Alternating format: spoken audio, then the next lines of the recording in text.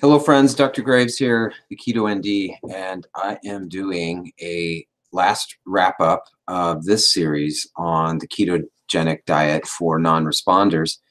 And I'm going to talk about this third category in more depth. Keep this somewhat brief, but I will, launch into that. So those of you who've watched my prior videos on this topic, the reason I'm doing these is that there, at least in my circle, I see more people than not who actually don't have all the success stories by doing the latest diet craze known as the keto diet. And I have gone through three main areas of why that's the case. And it's not because there's any flaws with the ketogenic diet principles. It's that the way each person needs to apply it is a little bit different. And this last category might actually be the biggest obstacle. And so let me summarize. We had part one, or that initial reason why some people don't have success with the diet is that they aren't doing the diet correctly. And it's a low carb, high fat, moderate protein diet, and it needs to have a makeup that is individualized for that success. And so to do that successfully, you need to have a good starting point and know what the diet should look like. The next part of that needs to be that you should track that for a little while so that we actually know what your macronutrients are. Macronutrients are carbs, proteins, and fats. I recommend apps like Chronometer, as I've reviewed. The next part of that is actually checking your ketone levels in your urine and in your blood. And sort of you're kind of doing all three of those things. You don't need to continue to do all that, those part 2 and 3 in terms of tracking and testing once you get an idea of what the diet should look like. The other area that we'll talk about today has to do with the hormones, and that is the other obstacle. So those who this tends to be more of a problem for people over 40, but it could affect anyone at any age. It also will affect people who are more overweight. So the more weight, excess fat you have, the more challenge you may have with the diet success. And that has to do with some factors out of your control, but they can be addressed, and that is your hormone balance. And I'll just kind of go through those main hormones that systems, those hormone systems, and that includes, number one, the insulin balance and the problem of insulin resistance and prediabetes and even diabetes. Your blood sugar is controlled by hormones, and that includes primarily three main hormones: insulin, glucagon, and cortisol. Insulin resistance is a common problem in those with excess weight, where your body does not respond to insulin very well. You usually have cortisol imbalance, and what happens is that the blood that's floating around in your bloodstream cannot get into your cells and into your brain and into your tissues very efficiently, and so that blood sugar goes up. What it does is that the liver begins to work overtime to actually convert that excess glucose into fat, and the problem can become a vicious cycle and spiral downward, because the higher your blood sugar, the more insulin resistant you are, and therefore the problem gets worse. Now, one of the best remedies for that, of course, is doing a low carb, high fat diet. But improving insulin sensitivity is something that can be treated. So first off, I do recommend that you get tested for insulin resistance. To do that, you need more comprehensive blood work. It includes things like a fasting blood glucose level. It includes a hemoglobin A1C level, and it includes often an insulin level. And the other test that's really helpful is the expanded lipo profile, or it's a cholesterol test that includes fractionated lipoprotein testing. It's sometimes known as the NMR lipo profile. That's available through most blood labs. And anyway, so getting that tested. The other areas, and it can be treated quite effectively. I'll kind of go through maybe briefly a couple of areas that can help, besides obviously getting the diet on track and eating that low carb, high fat diet, is to use certain nutrients and vitamins and minerals that help with insulin sensitivity. Some of my top picks for that include things like berberine, chromium, American ginseng, alpha lipoic acid, biotin can help, and even cinnamon. And of course, you know, what helps quite a bit with insulin sensitivity is exercise. And so really for success in this whole area of insulin resistance and weight loss, there needs to be a commitment to consistency and follow through. So there is a good track record of success, but it takes a little bit more time, and it requires someone to stick with these treatments and supports to see that success. So the more weight you need to lose, the longer it takes for it to kick in. But once it does, it will start to speed up. And individuals who are very overweight, and it's been shown in studies that the more obese will take upwards of sometimes a year and even longer to see very good metabolism returning. I mean, we're talking about a very broken machinery within the body, and you know, 18 months sounds like a long time, but not when you look at a lifetime. And that's, if we think about a lifetime getting to the point of being sick and having these metabolic problems and the weight gain, I mean, that doesn't happen in a year. That happens over decades. And so, you know, 10 years of this, you know, taking 18 months, that's not a long period of time, but it does require obviously some accountability and support. And it's not a, you know, just a linear where you're going to do success, you're going to be on track all the time, but someone like myself or other providers who can support the functional medicine model can be support for you. There's some great support groups out there. There's some even good ones on Facebook to get on board, but don't give up. That's the other key, is you've got to get going and not give up. The other two hormone systems that I'll talk about are the adrenal and the thyroid. Let's talk about thyroid first. Hypothyroidism is a very common problem. A deficiency in thyroid hormones lowers your metabolism. The problem, I guess the main issue with thyroid issues is the fact that they are largely undiagnosed. There are a very large group of individuals who go undiagnosed with hypothyroidism, and this has to do with a lot with the way the labs and physicians are testing. And without some comprehensive evaluations, you may never know. Some common hypothyroid symptoms, though, include difficulty losing weight, feeling like you're carrying a lot of water and bloating, and what we call is edema, having sluggish bowel function, brain fog. And then if it gets more severe, we'll see things like hair loss, eyebrow thinning, especially the lateral areas of the eyebrow, water weight, which is distributed kind of all over. And what else? Muscle cramps, that's another common one. And so anyway, comprehensive testing, it's not that difficult. It requires functional medicine specialists to do that. And one quick tip that might give you a clue as to if you're hypothyroid is I recommend you take your waking temperatures for a few days. Make sure, of course, you're not sick and you're not using a heating blanket. But first thing in the morning before you get up and move around, just have a thermometer by your bed. And it's best if you use a glass thermometer or a basal, or otherwise known as a fertility thermometer, that's going to be a little more accurate. If you're consistently under 98 degrees, and especially if you're under 97.5 degrees, if it's 96, 95, you are in pretty much a hypothyroid state and want to get that addressed.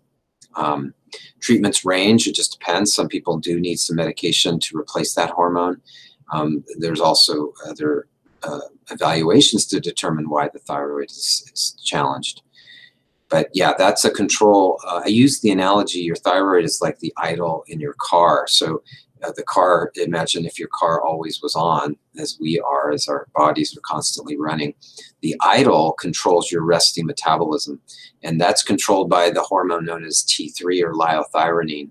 And those levels need to be maintained at good levels. And many, many things impact that, and that includes stress, certain environmental toxins, and certain nutritional deficiencies. So very treatable. And Lastly, let's talk about the adrenals. Adrenal fatigue or adrenal insufficiency, I also believe, is quite epidemic. This is just a consequence of modern life. And there's a lot of overlap with these hormone problems. And so very many cases of where you're going to see insulin resistance, you're going to see some hypothyroidism and adrenal insufficiency. And there's a cause and effect. It's not that you have three independent problems. You have three hormone systems that when one is struggling, it affects the other two. And so there could be a primary problem in one of them, and it affects the others. But part of the testing profiles that I do is to look at all three of these areas and to find out which ones are the most important and address all three. So hypoadrenalism or low adrenal function, very simple to test. Your adrenals should regulate your daytime level of energy. And so instead of the idle in the car, I use the analogy of a gas pedal. So you're idling and then you get up in the morning and you hit the gas to get things done. And if you're struggling with things like having erratic blood sugar, cravings, lightheadedness, and getting dizzy easily when you stand up, if you're finding that you crave salt a lot, if you do tend to run low blood pressure, but it can really affect a lot of the energy pathways having that low cortisol and low adrenal function. So it's important to get that tested. My preferred methods of testing include both blood and urine testing for most hormones. And there's a number of labs that offer those comprehensive tests. That's pretty straightforward. And I do encourage any of you who would like to succeed, not just with the ketogenic diet, but really optimize your health as an adult, that you get functional testing and to use blood work effectively and urine hormone testing with someone who is familiar with doing that. So let's see. Lastly, I'm going to conclude and wrap this up and follow up in the future, of course, with any questions or other topics that come up related to this. I wish you all happy holidays, and hopefully you can realize that you can enjoy these days, these events and parties and family time, eating healthily and enjoyably with a low-carb, high-fat philosophy. And you know, it just requires some planning and doing a little work to get yourself through that. So I'm going to wrap this up as a conclusion to this series. Been doing some videos on blood testing for ketones after eating these bars. And today's bar is the Pure Paleo by Designs for Health. This has been recently reformulated and made into this is probably my top favorite bar right now in terms of quality, not just taste, but the profile. So real quick rundown on the macros. Total fat, 12 grams. We've got total carbs at, I should do net carbs. Let me calculate that in a second. And then the protein is 12. What I like about this bar is that they don't use a lot of sugar alcohols. In fact, it only has a little bit of erythritol. It's dairy-free, so it's using a bone broth protein, hemp protein, and pumpkin seed protein blend. The net carbs is, let's see, 12, 13. See if I did that math right. It's 14 minus 2. Let's make that 12. 12 net grams. Now that's a little high, but let me say this. This is, they are complex carbs, and it uses some tapioca starch. So unlike the bar I just tested, which was much more low carb, this one is much lower in the sugar alcohols and uses a little bit of the good old natural starch that you're going to get through the tapioca. And this is what I would call maybe a ideal balanced bar. And again, the question though will be how keto compatible this is. So we're going on 2 hours ago, I ate it. I also had, of course, I've been doing pretty much the same bulletproof coffee in the morning that I've been doing through all the ketone testing experiment here. So we will do our test. Again, I'm using the Precision Extra from Abbott. And for all of you, I'm going to stick myself again.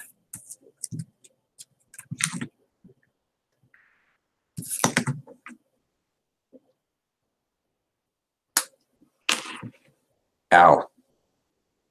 Hate that.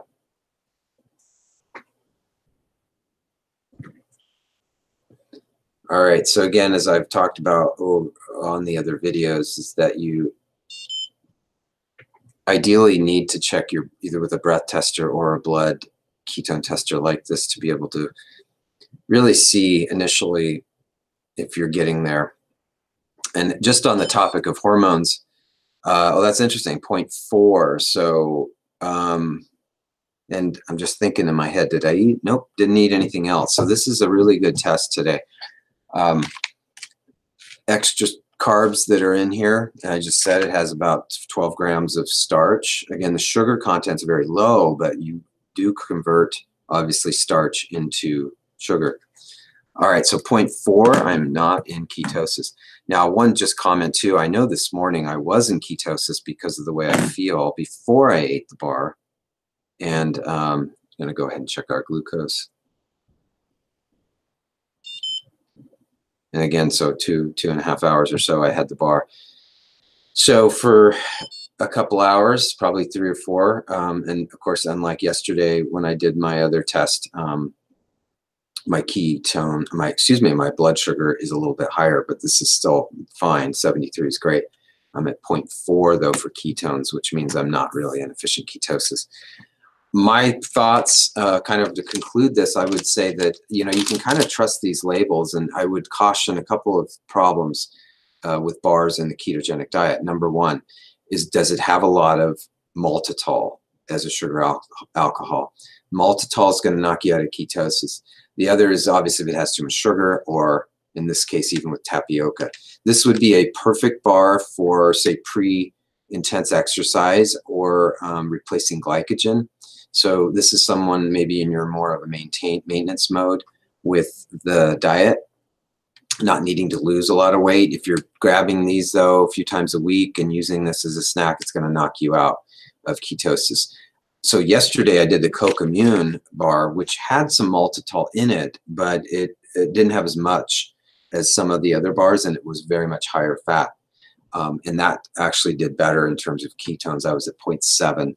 What was I going to say? Oh, one thing to note too, part of the problem with this bar might actually be the higher protein level plus the starch. So again, more of a pre-exercise and recovery bar. And if you are sort of in your more maintenance in between keto diet, that might be more compatible. The CocoMune bar, though, looks like it's better. And then finally, I will, as soon as I get them back in stock, I'm going to test the Kiss My Keto real keto bars that, although they use dairy protein, they have a very good flavor and macro profile. So again, I'll call that a wrap for now. So, so far, 1 out of the 3 or 4 bars that I get from Designs for Health has tested favorably, and that was not a surprise, and that's the CocoMune bar, more high fat. It's both low in protein and low in carbs and sugars.